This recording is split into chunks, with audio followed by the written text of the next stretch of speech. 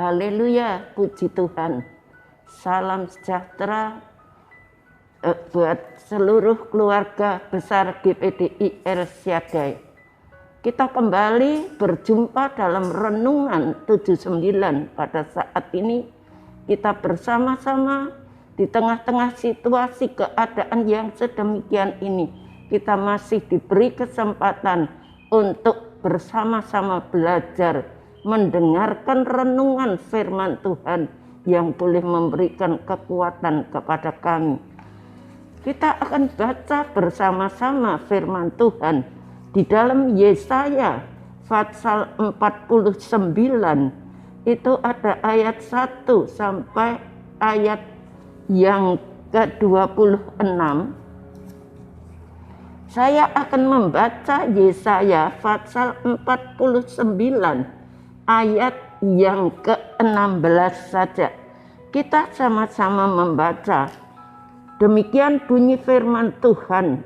Lihat, aku telah melukiskan engkau di telapak tanganku. Tembok-tembokmu tetap di ruang mataku.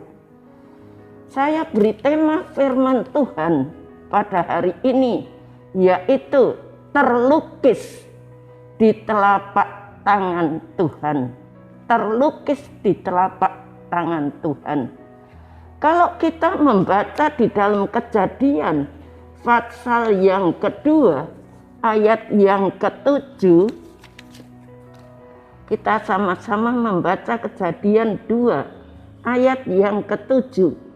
Ketika itulah Tuhan Allah membentuk manusia itu dari debu tanah dan menghembuskan nafas hidup ke dalam hidungnya. Demikianlah manusia itu menjadi makhluk yang hidup.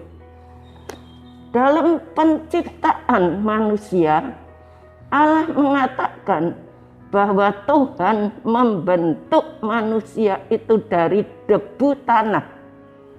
Dan kemudian ia menghembuskan nafas hidup ke dalam hidungnya. Sehingga manusia itu menjadi makhluk yang hidup. Di sini ada dua tindakan daripada Tuhan, yaitu membentuk manusia dari debu tanah. Manusia itu dibentuk dari debu tanah, berarti menunjuk pada tindakan Tuhan menggunakan tangannya sendiri. Dalam membentuk manusia, Tuhan menggunakan tangannya sendiri. Yang kedua, menghembuskan nafas hidup yang paralel dengan tindakannya, menghembuskan firman-Nya. Tuhan menghembuskan nafasnya, berarti dia menghembuskan firman-Nya. Hal itu menunjukkan bahwa manusia memiliki kehidupan yang begitu unik dan istimewa di mata Tuhan. Karena merupakan hasil pekerjaan tangan Allah sendiri. Dan firman Tuhan jadi membentuk kita ini dengan hasil pekerjaan tangannya dan firman Tuhan. Itulah sebabnya manusia dinyatakan sebagai gambar dan rupa daripada Tuhan. Melalui Nabi Yesaya, Tuhan mengungkapkan kepeduliannya dan perhatiannya yang begitu dalam terhadap umatnya. Di dalam ayat tadi dikatakan, lihat, aku telah melukiskan engkau di telapak tanganku. Ini menunjukkan bahwa Tuhan itu memperhatikan begitu dalam terhadap umatnya, terhadap anak-anak Tuhan. Sekalipun mereka seringkali menyakiti dan memberontak kepada Tuhan, bahkan tindakan Tuhan yang selalu mau mengingat dan tidak melupakan umatnya digambarkan dengan jelas dan sangat menarik. Aku melukiskan engkau di telapak tanganku. Tuhan mengatakan aku melukiskan engkau di telapak tangan Tuhan sendiri. Berarti kalau kita dilukis di tangan Allah sendiri, setiap kali kalau Allah membukakan tangannya, Dia akan melihat setiap kehidupan orang-orang percaya, kehidupan umat Tuhan, dan pergumulan anak-anak Tuhan itu dilihat oleh Tuhan. Tuhan itu tahu, Tuhan mengingat setiap penderitaan kita itu Tuhan selalu memperhatikan. Melalui tangannya yang sejak semula menciptakan dan membentuk manusia dari debu tanah, Ia pun bersedia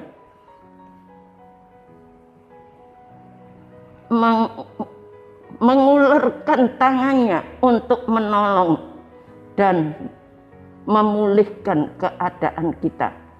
Setiap penderitaan yang kita alami, kita ini dilukis di tangan Allah.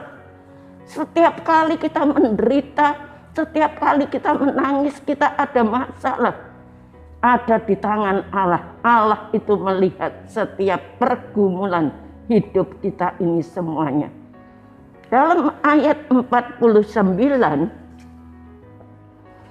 Pasal 49 ayat 11 dikatakan, Aku akan membuat segala gunungku menjadi jalan, dan segala jalan rayaku akan kuratakan. Membuat segala gunung menjadi jalan, dan segala jalan rayaku akan kuratakan. Tuhan menolong dan memulihkan keadaan kita. Dia mengatakan setiap gunung menjadi jalan, dan segala jalan rayaku akan kuratakan. Gunung-gunung percobaan, masalah, tantangan hidup yang berat itu akan menjadi jalan, akan diratakan oleh Tuhan. Jangan sekali-kali beranggapan Tuhan itu tidak peduli dengan keadaan kita dan melupakan kita. Seberat apapun perjalanan hidup yang kita tempuh, Tuhan tidak pernah meninggalkan kita. Kita sudah terlukis di telapak tangan Tuhan, yang setiap hari Tuhan itu melihat setiap pergumulan, setiap jeritan doa kita. Tuhan itu selalu mendengar. Di dalam Mazmur 121 ayat 3 sampai 5 dikatakan, Ia takkan membiarkan kakimu goyah, penjagamu tidak akan terlelap, sesungguhnya tidak terlelap dan tidak tertidur penjaga Israel. Tuhanlah penjagamu, Tuhanlah naunganmu di sebelah tangan kananmu. Lalu dalam Mazmur 65, Yesaya 65 ayat 24 dikatakan, Tuhan juga menegaskan, sebelum mereka memanggil, aku sudah menjawab. Jadi sebelum kita berteriak, Tuhan itu tahu, karena kita dilukis di telapak tangan Tuhan. Dan Dia tahu setiap penderitaan, setiap pergumulan anak-anak Tuhan. Kita percaya bahwa Tuhan itu selalu ada. Sebelum kita memanggil, Dia sudah menjawab. Ketika mereka sedang berbicara, aku sudah mendengarnya. Jadi Tuhan sebelum kita berteriak sekalipun, Tuhan itu tahu pergumulan kita semuanya. Kita tidak perlu takut dan khawatir akan hidup ini. karena Tuhan selalu ada untuk kita. Sebagai orang-orang percaya, di tengah-tengah pandemi saat ini, orang begitu cemas, takut, dokter takut. Tetapi kita punya Tuhan yang sekali-kali tidak pernah membiarkan kita.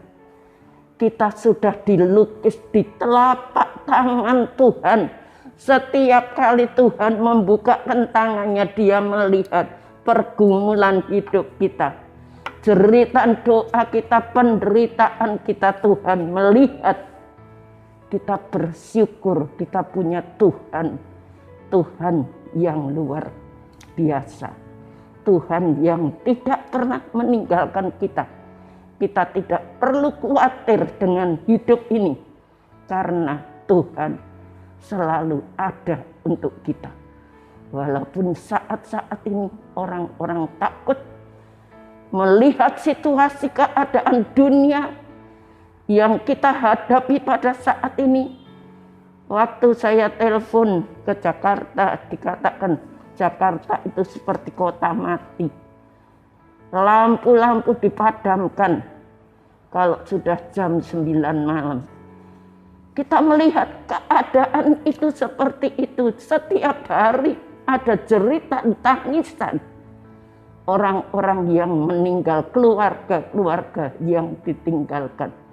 Tetapi kita sudah dilukis di tangan Allah yang selalu akan dijagai dan lindungi. Percaya Tuhan Yesus berkuasa untuk menolong kita. Sekian, Tuhan Yesus memberkati. Mari kita sama-sama berdoa.